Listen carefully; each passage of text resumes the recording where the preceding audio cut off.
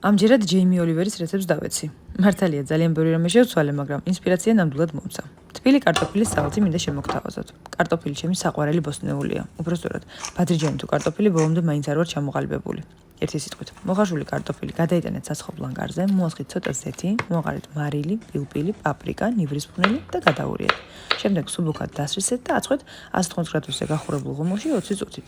ამ 20 წუთში კი მოამზადოთ სალათის დანარჩენი ინგრედიენტები. დაჭერით კიტრი და გადაიტანეთ თასში. ასევე დაჭერით სტაფილო. მე სპეციალური საჭრელი გამოვიყენე. შეგიძლიათ უბრალოდ გათალოთ და სტაფილოს ფურცლები დაუმატოთ, როგორც გაგიხარდებათ. შემდეგ დაგჭირდებათ მწვანილი. ძალიან მოუხდა პიტნა, კამა და რუკოლა.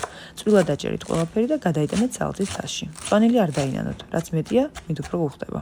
ხო მართლა, დამიწერეთ კომენტარებში, ბადრიჯანი თუ კარტოფილი.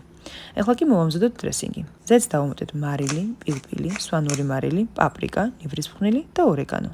ასევე დაახეხეთ ლიმონის ცედრა და შემდეგ დააწურეთ ლიმონი. შეგიძლიათ ლიმონი ძვრით ჩაანაცვლოთ, მაგრამ ლიმონი უკეთესია.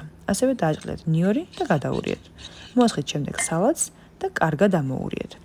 გამომცხვარი კარტოფილები გადაიტანეთ ლანგარზე.